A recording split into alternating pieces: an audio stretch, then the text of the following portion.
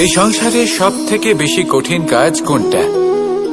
কেউ বলবেন যুদ্ধ করা, কেউ বলবেন ধন অর্জন করা, আবার কেউ বলবেন জ্ঞান অর্জন করা সব থেকে বেশি কঠিন।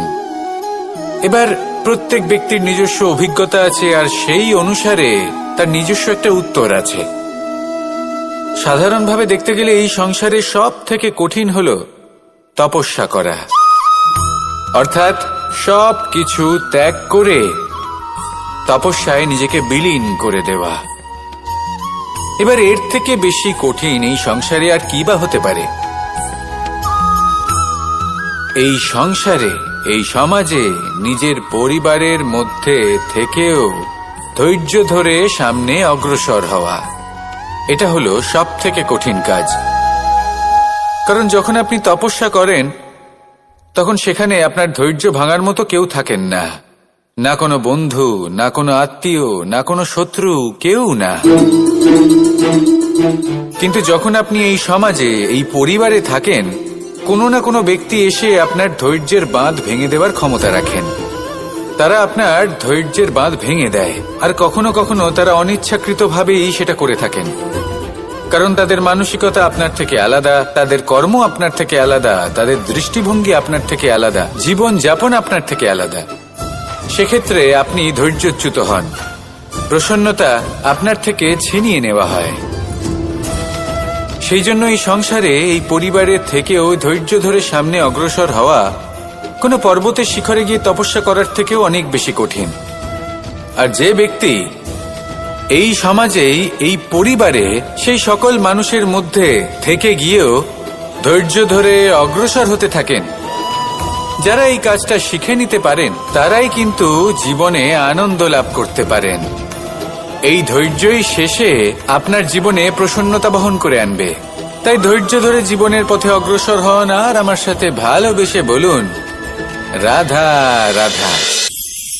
এই জীবনে তিনটি গুরুত্বপূর্ণ শব্দ আছে যা বোঝা আমাদের কাছে খুব গুরুত্বপূর্ণ, এবং এই তিনটি শব্দের নিজস্ব অর্থ আছে। প্রথম হল সঙ্গবদ্ধতা, অর্থাৎ একসাথে মিলে কাজ করতে হবে, একসাথে মিলে পরিশ্রম করতে হবে, সামনে এগোতে হবে। এরকম করতে পারলে আপনার শক্তি বৃদ্ধি পাবে, আপনার ক্ষমতা বৃদ্ধি পাবে, আপনি এগোতে পারবেন এবং অনেক দূরে যেতে পারবেন। দ্বিতীয় হল আত্মবিশ্বাস। হেরে যাওয়া বস্তুও আবার জিতে নিতে পারবেন। যদি আপনার নিজের আত্মবিশ্বাস থাকে তাহলে আপনি কখনো পরাজিত হবেন না। এবং তৃতীয় হল অহংকার। জয়লাভ করার পরেও কিন্তু এটা আপনাকে পরাজিত করতে পারে। সেই জন্য জীবনে সঙ্গবদ্ধ হন, আত্মবিশ্বাস রাখুন, কিন্তু কখনোই অহংকার করবেন না। এই অহংকার আপনার থেকে সবকিছু কেড়ে নিতে পারে। এই অহংকারের জন্যই মথুরাপতি কংস নিজের পতনের দিকে অগ্রসর হয়েছিলেন। এই অহংকারকে ত্যাগ করুন, আর আমার সাথে ভালোবেসে বলুন, রাধা রাধা। আমরা যখনই কোনো গাছের চারা রোপণ করি তখন সবার আগে পরীক্ষা করে দেখি যে যেখানে আমরা চারা রোপণ করতে চলেছি সেখানকার মাটি আদৌ উর্বর কিনা, সেই মাটি সেই চারাকে বাড়তে সাহায্য করবে কিনা। যখন একটা চারা রোপণের আগে আমরা এত কিছু ভাবতে পারি, তাহলে কাউকে বিশ্বাস করার আগে আমরা কেন ভাবি না? জীবনে কখনো এই বিশ্বাসরূপী চারা কোথাও রোপণ করার আগে বোঝার চেষ্টা করুন যে যার উপর আপনি বিশ্বাস করতে চলেছেন সে কি আদৌ আপনার বিশ্বাসের যোগ্য কি না। ভেবে দেখুন সেই ব্যক্তি ভবিষ্যতে গিয়ে আপনার বিশ্বাস ভাঙতে পারে কিনা। এটাও ভেবে দেখুন যে যাকে আপনি বিশ্বাস করতে চলেছেন তাকে আপনি বিশ্বাস করলে নিজের জীবনের উদ্দেশ্যে আপনি অগ্রসর হতে পারবেন কিনা। আর তার জন্য প্রয়োজন সঠিক সিদ্ধান্ত, পরখ করা, কোনটা উচিত কোনটা অনুচিত সেটা বোঝা। আর তাতে কিন্তু আপনি সন্দেহবাতিক হবেন না, তাতে আপনি আরো নিপুণ হয়ে উঠবেন। তাই যদি আপনি নিপুণ হয়ে উঠতে চান তাহলে বোঝার চেষ্টা করুন, পরখ করে দেখুন, কোনটা উচিত কোনটা অনুচিত বুঝুন। আর বিশ্বাস তখনই করুন যখন আপনি 100% নিশ্চিত হবেন যে সে বিশ্বাসের যোগ্য। আসুন আমার সাথে ভালোবেসে বলুন, রাধা রাধা। রাধা কখনো কখনো আমার জন্য বড়ই সুগন্ধি আতর নিয়ে আসে, পারিজাত ফুলের মালা নিয়ে আসে আমার প্রসাধন করবে বলে, এবং আমার সব থেকে বেশি প্রিয় মাখন নিজে হাতে বানিয়ে আনে আমাকে নিজে হাতে খাইয়ে দেবে বলে, সবকিছু আমাকে প্রসন্ন করবে বলে। কিন্তু আপনি কখনো ভেবেছেন যে এই আতর কিভাবে বানানো হয়? সহস্র ফুলের পাপড়ি একসাথে পিষে নিতে হয়, তারপরে তার থেকে যে রস নিঃসৃত হয় সেই রস দ্বারাই আতর তৈরি হয়। অনেক সংখ্যক ফুলকে অসীম যন্ত্রণা ভোগ করতে হয়, তবে তারা আমার প্রসাধন সামগ্রী হয়ে উঠতে পারে। দুধ থেকে মাখন তৈরি করার জন্য কতটা পরিমাণ মন্থন সহ্য করতে হয় সেটা আপনি জানেন। ঠিক সেই রকমই হলো আমাদের জীবনও। বিপদও আসে, কঠিন পরিস্থিতিও আসে, এর সম্মুখীন হতে শিখুন। মনে রাখবেন, আপনি হলেন সেই দুধ যাকে মন্থন সহ্য করতে হবে মাখন হয়ে ওঠার জন্য। মনে রাখবেন, আপনি হলেন সেই ফুলের মতন যাদের পিষ্ট হতে হবে সুগন্ধি আতর হয়ে ওঠার জন্য, যাকে এই সংসার পছন্দ করে। কখনো কখনো জীবনে আপনার সাথে খারাপ শুধুমাত্র এই কারণে ঘটে যাতে আপনার শ্রেষ্ঠ রূপ এই সংসারের সামনে আসতে পারে। শুধুমাত্র কঠিন পরিস্থিতি এবং বিপদকে একটা সুযোগ হিসেবে দেখার চেষ্টা করুন। আপনার জন্য এই সংসার বদলে যাবে, সংসারকে দেখার দৃষ্টিভঙ্গি পাল্টে যাবে, আপনার ভাগ্য পাল্টে যাবে, আর এই মন প্রসন্ন হয়ে বলবে, রাধা রাধা। পাশা নামক এই খেলাটি আপনারা নিশ্চয়ই খেলেছেন, না খেলে থাকলে দেখেছেন, আর যদি দেখেও না থাকেন তাহলে নিশ্চিত রূপে শুনেছেন। মহাভারতের এই মহাযুদ্ধ কোথাও না কোথাও এই পাশা নামক খেলার কারণে হয়েছিল। পাশার এই বিচিত্র খেলা, দান, এইসবের কারণে কেউ নিজের মাথায় রাজ মুকুট পরিধান করেছিলেন, আবার সেখানে পরাজিত হওয়ার জন্য কাউকে বনবাসও ভোগ করতে হয়েছিল। কিন্তু এই খেলা সমাপ্ত হওয়ার পরে সমস্ত ঘুঁটি আর এই পাশার ছক একই পুটলিতে স্থান পেল। এটাই হলো আমাদের জীবন। এই সংসারে আমরা জয় পরাজয়ের বিষয়ে এতটাই ভাবি, এত চিন্তা করি যে এই জীবনের খেলার আনন্দটাই উপভোগ করতে পারি না। আর অবশেষে কি হয়? কেউ জয়ী হন, কেউ পরাজিত হন, কিন্তু দুজনেই একই স্থানে পৌঁছে যান। প্রত্যেক ব্যক্তি মৃত্যুর পরে একটি নির্দিষ্ট স্থানেই পৌঁছতে বাধ্য, কিন্তু ততক্ষণ এই জীবন, এই খেলা, তার আনন্দ উপভোগ করুন। এই সংসারে সেই ব্যক্তি শ্রেষ্ঠ স্থানে পৌঁছতে পেরেছেন যিনি এই সংসারকে প্রকাশ প্রদান করেছেন, যিনি কখনো জয় পরাজয় এ বিষয়ে ভাবেননি, শুধু এই জীবনের খেলার আনন্দ উপভোগ করেছেন। এটাই আপনিও করুন, আর আমার সাথে ভালোবেসে বলুন, রাধা রাধা। প্রত্যেক মানুষ নিজের জীবনে দুঃখ অনুভব করেন। প্রত্যেকের দুঃখ আলাদা হতে পারে। কারোর মনে এই দুঃখ থাকে যে সে তার বাবা মায়ের সব ইচ্ছে পূরণ করতে পারেননি। কেউ এটা ভেবে দুঃখ পান যে সে চিরকাল সদাচার করেছেন, সৎকর্ম করেছেন, কিন্তু তাও তাকে দুরাচারী বলে মনে করা হয়। কেউ এটা ভেবেও দুঃখ পান যে তার সামনে যে ব্যক্তি রয়েছেন তার চোখে তিনি শত্রু হয়ে উঠেছেন বা দুষ্ট হয়ে উঠেছেন, যেখানে তিনি হয়তো কোনো অনুচিত কাজই করেননি। এবার এই সমস্ত বিষয় নিয়ে ভেবে নিজের ব্যক্তিত্ব নিয়ে সন্দেহ প্রকাশ করবেন না। যদি নিজের ব্যক্তিত্ব নিয়ে কোনো সন্দেহ থেকে থাকে তাহলে কর্ম সংক্রান্ত প্রশ্ন করুন যে আপনি যা করেছেন তাতে কি উচিত ছিল, কি অনুচিত ছিল। যেটা প্রয়োজন সেটা এটা বোঝার যে আপনার অন্তর্মন, আপনার বিবেক আপনাকে কি বলছে, আর আপনার অন্তর্মন আর আপনার বিবেক আপনাকে যেটা করতে বলবে শুধু সেটাই করুন। আর তারপরে এই সংসার কি বলবে, কি ভাববে সেসব নিয়ে ভাবতে যাবেন না, কারণ এই সংসার তো ঈশ্বরকেও প্রশ্ন করে থাকে, ঈশ্বরকেও দোষী মনে করে। কখনো কখনো যখন কোনো ঘটনা মানুষের ইচ্ছা অনুযায়ী ঘটে না, তখন মানুষ এটা বলে যে হে ঈশ্বর, আপনি আমার পাশে থাকলেন না, আপনি বড়ই কঠোর, এটা আপনার দোষ। যেখানে বেশিরভাগ সময় হয়তো সে নিজেই নিজের কর্মফল ভোগ করছে, আর কখনো কখনো ঈশ্বর হয়তো তার জন্য আরো ভালো কোনো পরিকল্পনা করে রেখেছেন, কিন্তু মানুষ সেটা বুঝতে পারে না। তাই দিনের শেষে যেটা প্রয়োজন সেটা হলো নিজের মনের কথা বুঝতে হবে। আপনার বিবেক কি বলছে শুধু সেটাই করুন আর সামনে এগোতে থাকুন। আমার সাথে ভালোবেসে বলুন, রাধা রাধা। পরিবর্তন, এটা হলো সৃষ্টির অমূল্য নিয়ম। এই সংসারে সবকিছু সময়ান্তরে পরিবর্তিত হয়, এই সময়ও পরিবর্তিত হয়। পরিবর্তন চিরকাল হয়ে এসেছে আর চিরকাল হতে থাকবে, কিন্তু এবার আমরা সেই পরিবর্তন কিভাবে লাভ করব যেটা আমাদের প্রয়োজন, যেটা আমরা চাই। আমরা জীবনে বিকাশ চাই। এই বিকাশ কিভাবে লাভ করতে পারি? এই প্রকৃতি কিন্তু আমাদের অত্যন্ত উত্তম উদাহরণ দিয়ে বুঝিয়েছে। একটি বিন্দুর উদাহরণ দিয়েছে যা ভবিষ্যতে একটা বিশাল নদীর আকার ধারণ করে। এটা কিভাবে হয়? মেঘ থেকে একটি বিন্দু ঝরে পড়ে সেই পর্বতের ওপর যেখানে হিম আছে। সেই হিমের সংস্পর্শে আসা মাত্র সেই বিন্দুর সাথে আরো বেশ কিছু বিন্দু যুক্ত হয়, তারপর তারা অগ্রসর হয়, আরো কিছু বিন্দু যুক্ত হয়, আস্তে আস্তে একটা ক্ষীণ ধারার রূপ ধারণ করে এবং সেটাই ভবিষ্যতে আরো এগোতে থাকে। অনেকটা যাওয়ার পর যখন অনেক সংখ্যক বিন্দু একসাথে যুক্ত হয় তখন সেটা বিশাল নদীর আকার ধারণ করে। এবার আমরা মানুষ বলে আমাদের সাথে এই নিয়মের অন্যথা হয় তা নয়।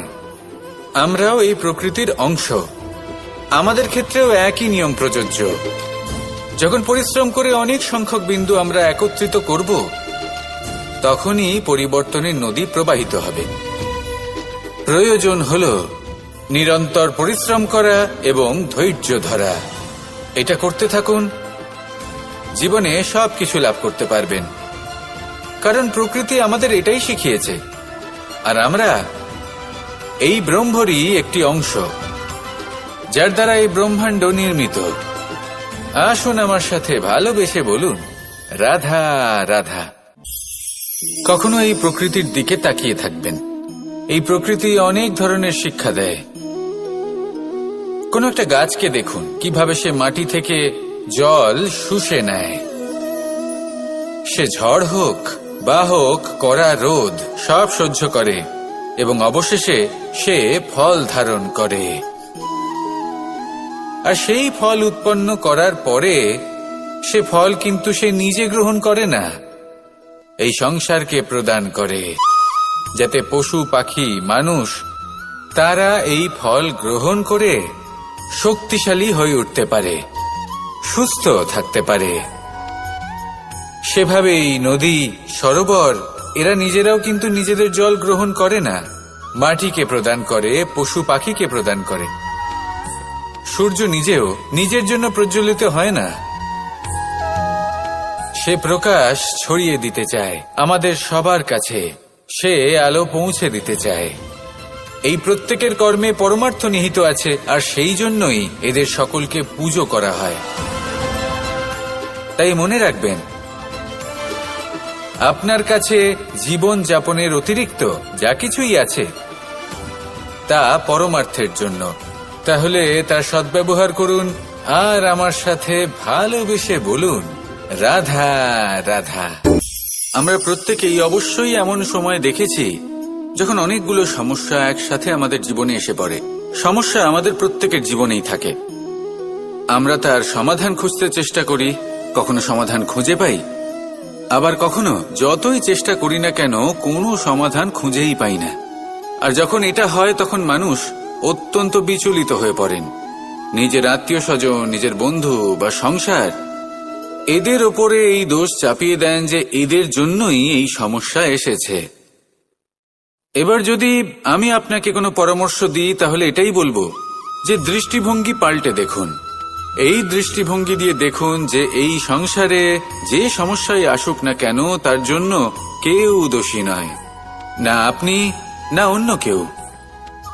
এই পুরো খেলাটাই আপনার মানসিকতা, আপনার দৃষ্টিভঙ্গির, আপনার মনের।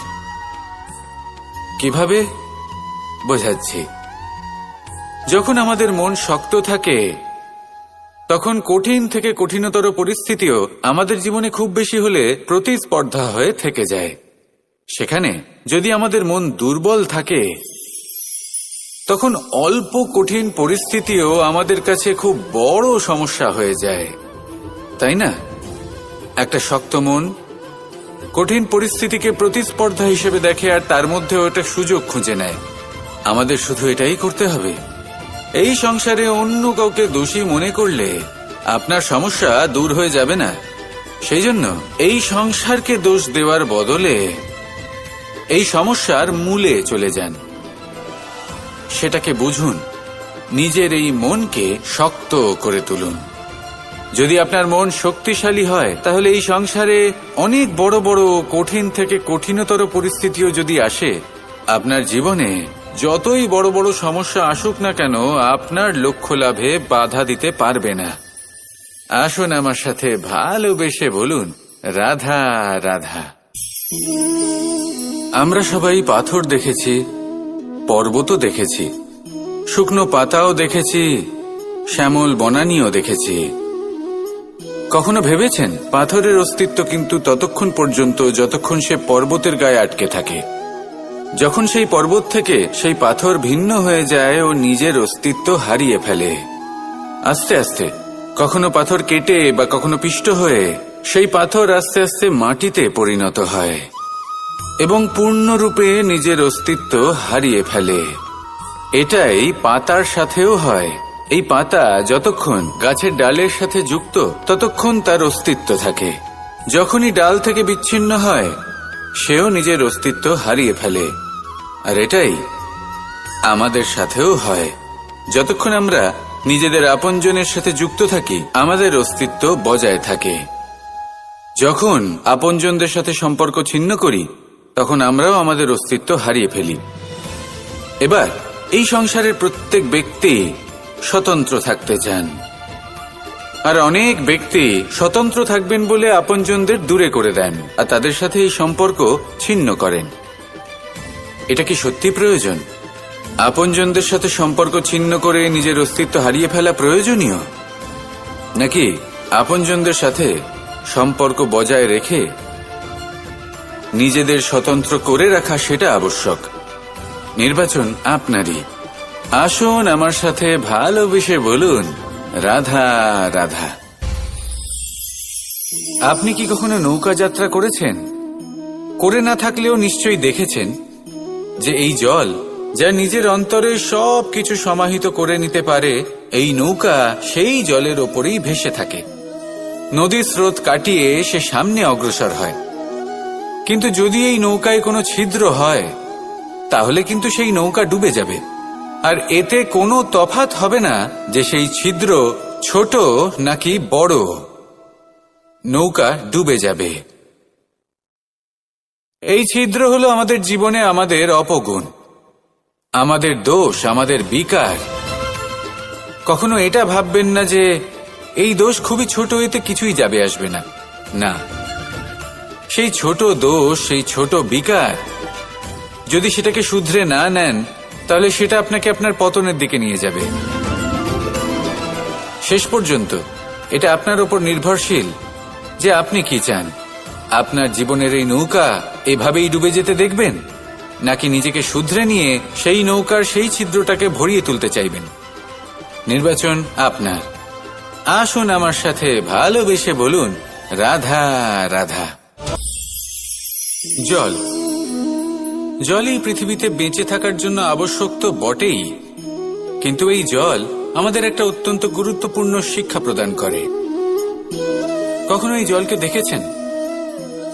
যে পরিস্থিতিতেই এই জল প্রবাহিত হোক না কেন, এর উপর যা কিছুই প্রভাব থাকুক না কেন, এর পথে যতই বাধা আসুক না কেন, তার মধ্যে থেকে ও নিজের পথ ঠিক বের করে নেয়, কিন্তু নিজের প্রবাহ থামতে দেয় না, ক্রমাগত অগ্রসর হতে থাকে। সেরকমই একটা শিক্ষা যেটা আমরা জল থেকে পেয়ে থাকি, তা হলো এটা: আমরা যখন জলের দিকে তাকাই, তখন আমরা নিজের প্রতিবিম্ব দেখি, স্পষ্টভাবে দেখতে পাই। কিন্তু তখনই দেখতে পাই যখন এই জল শান্ত থাকে, স্থির থাকে। যদি এই জল অশান্ত হয়ে থাকে, স্থির না হয়, তাহলে আমরা এতে নিজের প্রতিবিম্ব দেখতে পাই না। এটাই আমাদের মনের সাথেও হয়ে থাকে। যখনই জীবনে কোনো সংকট আসে, যদি আমরা শান্ত মনে, স্থির মনে সিদ্ধান্ত নিই, তাহলে সেটা এমন একটা শীতল সিদ্ধান্ত হবে যেটা আমাদের ভবিষ্যৎকে একটা শ্রেষ্ঠ স্থানে নিয়ে যাবে। যদি এই মন অশান্ত হয়, বিচলিত হয়, পীড়িত হয়, দুঃখিত হয়ে থাকে, রুষ্ট হয়ে থাকে, তাহলে অনেক সময় আমরা এমন সিদ্ধান্ত নিই যেটা আমাদের জন্য অনুচিত প্রমাণিত হয়। যখন আপনি ক্রুদ্ধ ছিলেন বা দুঃখের বশে ছিলেন, তখন অনেক সময় হয়তো এমন সিদ্ধান্ত নিয়েছেন যেটার জন্য ভবিষ্যতে আপনি অনুশোচনা করেছেন। এবার দেখুন, এই আবেগগুলো থেকে আমরা পালাতে পারবো না, কিন্তু এই আবেগগুলো আপনার উপর কতটা প্রভাব ফেলবে সেটা আমরা অবশ্যই ঠিক করতে পারি। এই মনকে আমরা নিয়ন্ত্রণ করতে পারি। এটাই করুন, চিন্তা করুন, এই মনকে শান্ত রাখুন, স্থির হতে চেষ্টা করুন, আর তারপরে সিদ্ধান্ত নিন। আসুন আমার সাথে ভালোবেসে বলুন, রাধা রাধা। এই সংসারে ভৌতিক বস্তুরও নিয়তি আছে।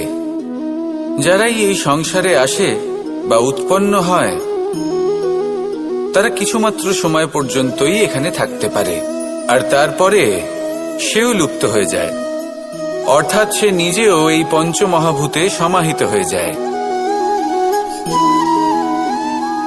আমাদের সাথেও ঠিক এটাই হয়। সেই জন্যই ঈশ্বর দ্বারা প্রদত্ত এই উপহারের বিষয়ে ভাবুন, এই জীবনের বিষয়ে ভাবুন। ঠিক যেমন বিশ্বাস ভঙ্গ হলে কোনো ব্যক্তি আমাদের কাছে অপরিচিত হয়ে যান, ঠিক সেরকমই শেষ নিঃশ্বাস ত্যাগের পর এই শরীরও আমাদের কাছে পরই হয়ে যায়। তাই এই শরীর থাকাকালীন শ্রেষ্ঠভাবে একে সদ্ব্যবহার করুন, এই জীবনে শ্রেষ্ঠ কর্ম করুন। আর এই জীবনকে শ্রেষ্ঠভাবে যাপন করার জন্য কিছু কথা বোঝা প্রয়োজনীয়। যদি আপনি কারোর প্রশংসা করেন, তাহলে পূর্ণ হৃদয় দিয়ে করুন। যদি আপনি হস্তক্ষেপ করে থাকেন, তাহলে মস্তিষ্ক দ্বারা করুন। যদি আপনি সমীক্ষা করেন, তাহলে বিবেক দ্বারা করুন। যদি আপনি ধন অর্জন করতে চান, তাহলে নীতি অনুসারে চলুন। যদি জীবনযাপন করতে চান, তাহলে রীতি মেনে করুন। আর যদি ঈশ্বরের ভজন করতে চান, তাহলে ভক্তিভাব নিয়ে করুন। শুধু এই কথা মনে রাখবেন যে আপনার এই জীবন কিন্তু অনিশ্চিত কাল পর্যন্তই আছে। কতক্ষণ আছে সেটা কেউ জানে না। তাই কিছু মুহূর্ত যেটা যাপন করতে আমরা এখানে এসেছি, সেখানে ক্রোধ, অহংকার, ঈর্ষা, এইসব আবেগের কি গুরুত্ব বলুন তো? এগুলো ত্যাগ করুন। মানুষকে ক্ষমা করতে শিখুন, আস্তে আস্তে বিশ্বাস করতে শিখুন। এই সংসারে নিঃস্বার্থভাবে প্রেম করতে শিখুন, আর সবার মধ্যে আনন্দ বিতরণ করুন। তাই এই সব গুণ যদি আপনি আত্মসাৎ করতে পারেন, তাহলে আপনার জীবনে শুধু আনন্দ এবং আনন্দই বিরাজমান হবে। আসুন আমার সাথে ভালোবেসে বলুন, রাধা রাধা রাধা রাধা রাধা রাধা। ধর্মরথের 4টি অশ্ব চালানোর জন্য যিনি সারথি হবেন, তার যে 4টি গুণ থাকা প্রয়োজন, সেই সমস্ত গুণ অর্জুনের মধ্যে উপস্থিত রয়েছে। কর্মের শক্তি রয়েছে, ধর্মের প্রতি আসক্তি রয়েছে, জ্ঞানের অভিব্যক্তি রয়েছে এবং সমর্পণের ভক্তি রয়েছে। নিশ্চিত রূপে ধর্মরথে সারথি হবার জন্য অর্জুনই সব থেকে যোগ্য। আর ও শুধুমাত্র দ্রৌপদীর স্বামীই হবে না, ইতিহাসে কুরুবংশের রাজকুমার বা ইন্দ্রপুত্রের নামেই শুধু পরিচিত হবে না, বরং অর্জুনই স্বয়ং ইতিহাস রচনা করবে। অর্জুনই হবে কৃষ্ণ সারথি, যত্র যোগেশ্বর কৃষ্ণ তত্র পার্থ ধনুর্ধর। তাহলে আসুন আর আমার সাথে ভালোবেসে বলুন, রাধা রাধা।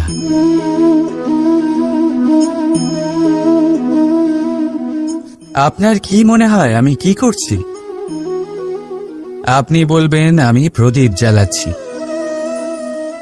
সঠিক। কিন্তু প্রশ্ন হচ্ছে যে আমি কি আপনাকে বলেছি যে একে প্রদীপ বলা হয়? না। এই প্রদীপ কি নিজেই নিজের পরিচয় আপনাকে দিয়েছে? না। তাহলে আপনি কি করে জানলেন যে একে প্রদীপ বলা হয়? উত্তর হচ্ছে প্রকাশ, যে স্বয়ং জ্বলে অন্ধকারের মধ্যে সংসারকে পথ দেখায়, সেটাই প্রদীপ। যা নিরাশার মাঝে আশার আলো প্রদর্শন করে, সেটাই প্রদীপ। অপর দিকে আছে সাপ, যাকে না দেখেও তার ফনার আওয়াজ শুনেই লোকে ভয় পেয়ে যায়। তার মানে ব্যক্তির পরিচয় তার কর্মের দ্বারা পাওয়া যায়। তাই আপনার এটা বলার প্রয়োজন নেই যে আপনার পরিচয় কি। এটা আপনার কর্মই নিশ্চিত করবে যে লোকে আপনাকে প্রদীপ ভেবে ভালোবাসবে নাকি সাপ ভেবে ভীত হয়ে থাকবে। রাধা রাধা। সময় কত বিচিত্র হয়। সময় আমাদের পক্ষে থাকলে আমরা নিজেদের রাজা মনে করে নিই, আর সেই সময় যদি বিপক্ষে চলে যায় তাহলে নিঃস্ব হতে সময় লাগে না। তাই মানুষের একটা অভ্যেস আছে, খারাপ সময়ের জন্য কিছু সঞ্চয় করা। আত্মীয়, বন্ধু খারাপ সময় পাশ থেকে সরে যায়। যশ, মান প্রতিকূল সময় চিরস্থায়ী হয় না। তাই মানুষ মনে করে অর্থ সঞ্চয় করাই শ্রেয়। অর্থের কোনো হৃদয় নেই যা সময়ের সাথে পরিবর্তিত হবে। সংসার বলে সর্বদা অর্থ সঞ্চয় করতে থাকুন। খারাপ সময় অবশ্যই কাজে লাগবে, কিন্তু আমি বলবো শুভ কর্ম করতে থাকুন, আনন্দে থাকুন, নিজের ওপর আর ঈশ্বরের ওপরে বিশ্বাস রাখুন। খারাপ সময় কখনো আসবেই না। রাধা রাধা। প্রকৃতি মানুষকে এক বিশেষ শক্তি দিয়েছে, অন্য জীবের থেকে বেশি শক্তি দিয়েছে। স্মরণ শক্তি। এই শক্তি মানুষকে অন্য জীবের থেকে ভিন্ন করে, ইতিহাস রচনা করার প্রেরণা দেয়, জ্ঞানকে বংশানুক্রমে এগিয়েও নিয়ে যায়। আর যারা ভুলে যান, অধিকাংশ সময় তারা উপহাস আর দয়ার পাত্র হয়ে যান। কিন্তু এটাই কি প্রকৃত রূপে সত্য? না। এই স্মরণ শক্তি মানুষের বিকাশের সব থেকে বড় বাধা হয়ে দাঁড়ায়। তার মনকে দূষিত করে দেয়। খারাপ অভিজ্ঞতা, কারোর করা বিশ্বাসঘাতকতা, কারোর কটাক্ষ বেশিরভাগ মানুষই ভুলতে পারেন না, আর তারপর প্রতিশোধ নিতে উদ্যত হন। প্রথমে সময় নষ্ট করেন প্রতিশোধের প্রস্তুতিতে, আর তারপর সময় নষ্ট করেন প্রতিশোধ নেওয়ার সুযোগ খুঁজতে। যদি সন্তুষ্টি পেতে চান, যদি জীবনে আনন্দ পেতে চান, তাহলে স্মরণ শক্তির সদ্ব্যবহার করুন। নিজের স্মরণ শক্তিকে চালনা করুন শুধুমাত্র ভালো কথা আর ভালো স্মৃতির দিকে। জীবনে আনন্দ পাবে। রাধা রাধা। মানুষ নিজের পরিবারের জন্য কত কিছুই না করে, দিন রাত পরিশ্রম করতে থাকে যাতে তার পরিবারের প্রয়োজন পূরণের জন্য অর্থ রোজগার করতে পারে।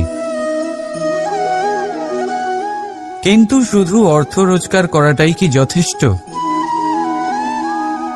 আপনি বলবেন, হ্যাঁ নিশ্চয়ই, অর্থ দিয়ে সব কিছু পাওয়া যায়, বিদ্যা পাওয়া যায়, বাড়ি পাওয়া যায়, ওষুধ পাওয়া যায়, আর কত কিছুই না পাওয়া যায়। এই সব একটা পর্যায় পর্যন্ত সঠিক, কিন্তু একটু মন দিয়ে ভেবে দেখুন, যখন কোনো শিশু অসুস্থ হয়ে পড়ে তখন সে ওই তিক্ত ওষুধ কেন খেয়ে নেয়? এই জন্য কারণ ওর পিতা সেই ওষুধ অর্থ দিয়ে কিনেছে?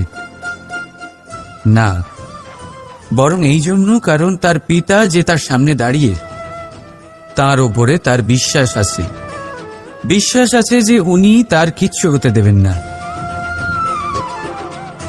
এই বিশ্বাস, এই সংস্কার, এই শিক্ষা কখনো অর্থ দিয়ে পাওয়া যায় না। এইটা পাওয়া যায় সেই সময় থেকে যা মাতা পিতা তাদের সন্তানের সাথে কাটিয়েছেন। তাই জীবনে অর্থ অবশ্যই উপার্জন করুন, কিন্তু নিজের পরিবারকেও সময় দিন, আনন্দ পাবে। রাধা রাধা। কখনো কোনো পাখিকে দেখেছেন? যখন তারা ডিম পাড়তে প্রস্তুত হয় তখন তারা সবচেয়ে আগে একটা স্থান খোঁজে, একটা স্থান যা বর্ষা, রৌদ্র আর শত্রুর থেকে সুরক্ষিত হয়। তারপর তারা বাসা তৈরি করে, তারপরেই ডিম পাড়ে। আর তারপর যখন সেই ডিম ফুটে তার সন্তানদের জন্ম হয়, সে তাদের খাবার খাওয়ায়, তাদের রক্ষণাবেক্ষণ করে। কিন্তু যখন তাদের ডানা গজায় তখন না সে তাদের খাবার দেয় আর না তাদের বাসা বানাতে শেখায়। শুধুমাত্র তাদের উড়তে শেখায় সে। তারপর সেই বাচ্চারা আকাশে উড়তে শিখে নিজেরাই নিজেদের খাবার জোগাড় করতে শিখে যায়, নিজেরাই নিজেদের বাসা বানাতে শিখে যায়। আর আমরা মানুষেরা কি করি? আমাদের সন্তান বড় হয়ে যাওয়া সত্ত্বেও তাদের নিয়ে সর্বদা দুশ্চিন্তা করি। তার জন্য আমরা গৃহ নির্মাণের চেষ্টা করি। নিজের সন্তানকে আরো শক্তিশালী করে গড়ে তোলার বদলে তাকে আমরা দুর্বল করে দিই। জীবনে সেটাই করুন যা একটা পাখি করে। নিজের সন্তানকে আকাশে ওড়ার শিক্ষা দিন, সংস্কার দিন, আর একটা নির্দিষ্ট সময়ের পরে তাকে নিজের আকাশ নির্ধারণ করতে মুক্ত করে দিন। রাধা রাধা। সাগরে সেতু বাঁধার গল্প তো আপনারা নিশ্চয়ই শুনে থাকবেন। রামচন্দ্রের সেনাকে 100 যোজন সমুদ্র অতিক্রম করে লঙ্কায় আক্রমণ করতে হতো। সেতুকার নল আর নীল সেতু বাঁধার উপায় বের করল, কিন্তু প্রশ্ন ছিল সেতু বাঁধা কি করে হবে? সমুদ্র অত্যন্ত গভীর। কত পাথর দেওয়া হলে এই বিশাল সমুদ্র অতিক্রম করা সম্ভব হবে? তখন এক উপায় নির্ধারিত হল। পাথরের ওপর লেখা হলো রামের নাম। আর যখন সেই পাথরগুলোকে সাগরে ফেলা হলো, সেগুলো ভাসতে লাগল। এবারে কেউ বলবেন এটা রামচন্দ্রের নামের মহিমা, কেউ বলবেন এটা নারায়ণের কোনো জাদু। কিন্তু না, এটা রামচন্দ্রের সেই গুণ, ওনার ব্যক্তিত্বের সেই মহান দিক যা ওনার প্রতিনিধিত্ব করেছে। তাই সেই পাথরও সাগরে ভেসে ওঠে।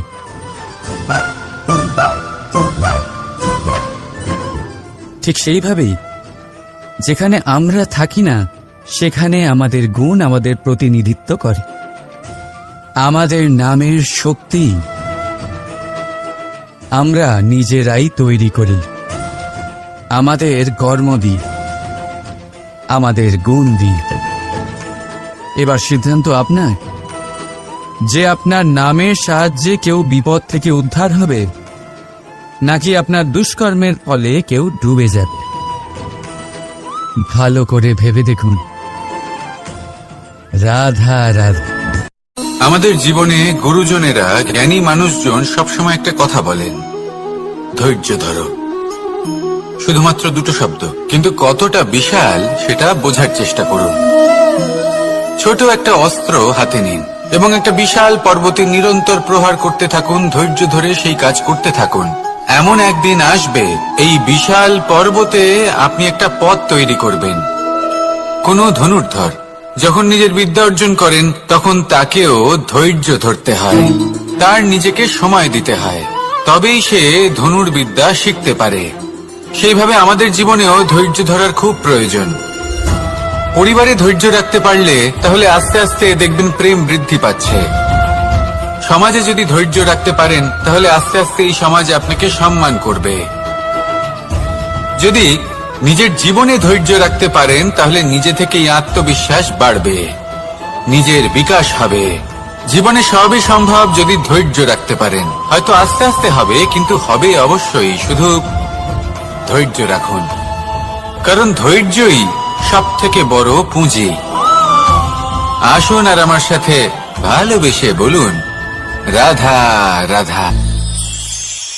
আমাদের জীবনে যখনই আমরা কোনো বড় দায়িত্বের সম্মুখীন হই, তখন আমরা তার থেকে দূরে পালাই, আর এই অজুহাত দিই যে না না, এত বেশি ভার বহন করার যোগ্যতা আমার নেই, আমি করতেই পারবো না। দেখুন, এই সংসারে ভিন্ন ভিন্ন ধরনের গাছ আছে, ছোট গাছ, বড় গাছ, কিন্তু বটগাছের মতো বড় এবং নিবিড় গাছ আর একটাও নেই। সে নিঃস্বার্থভাবে এই সংসারকে সেবা করে যায়, ছায়া প্রদান করে, শীতলতা প্রদান করে। আর যখন এমন সময় আসে যখন তার ওপর বোঝা অত্যন্ত বেড়ে যায়, সে কিন্তু কোনোভাবেই ভেঙে পড়ে না। তখন সে নিজের নিঃস্বার্থ কর্মের ফল লাভ করে, সেই নিঃস্বার্থ কর্ম যা সে করেছে। তার দেহ থেকে ছোট ছোট ঝুড়ি বার হয় এবং তা কাণ্ডের আকার ধারণ করে। সেই কাণ্ড মাটির কাছে পৌঁছয় এবং তারপর তা বটগাছের সহায়ক হয়ে ওঠে। সে ভেঙে পড়ে যায় না। এইভাবে আপনিও জীবনে নিঃস্বার্থভাবে সবার সেবা করুন, ভালোবাসুন, সবাইকে সাহায্য করুন। যেদিন আপনার ওপর বোঝা অত্যন্ত বেড়ে যাবে, সেদিন এই সব মানুষ আপনাকে সাহায্য করার জন্য আসবেন, আপনার শক্তি হয়ে উঠবেন, আর আপনি বটগাছের মতোই মহান এবং বিশাল হয়ে উঠবেন। আসুন আর আমার সাথে ভালোবেসে বলুন, রাধা রাধা। একটা শব্দ আছে, পরিস্থিতি। অনেক মানুষের মুখে আমরা এই শব্দ শুনি। জীবনে যখন অসফল হই, দুঃখ আসে, সংকট আসে, কোনো বিপদ ঘনিয়ে আসে, তখন সমস্ত দোষ আমরা পরিস্থিতির ওপর চাপিয়ে দিই, আর দেখতে গেলে কোথাও না কোথাও ঠিকই করি। এই পরিস্থিতি প্রত্যেক দিনের মতো পাল্টাতে থাকে, কিন্তু এই দিন, এই রাত, এমন কেউ আছেন যিনি এর উপরেও নিয়ন্ত্রণ সাধন করেন, আর তিনি হলেন সূর্য। ঠিক সেই রকমই আমাদের জীবনেও সূর্য হলো এই মন। যদি এই মনের উপর আমরা নিয়ন্ত্রণ করতে পারি, তাহলে আমরা জীবনকেও নিয়ন্ত্রণ করতে পারবো। প্রথমে এই মনের রাজা হয়ে উঠতে হবে। তাই মনে রাখবেন, যদি মন দুর্বল হয়, তাহলে পরিস্থিতি আমাদের সমস্যা বলে মনে হবে। এই মন যদি স্থির হয়, পরিস্থিতি প্রতিস্পর্ধা বলে মনে হবে।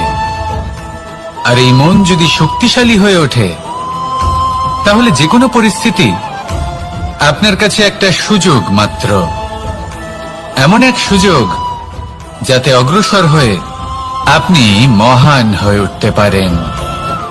এই মনের শক্তির বৃদ্ধি ঘটান, মহান হয়ে উঠুন, আর আমার সাথে ভালোবেসে বলুন, রাধা রাধা।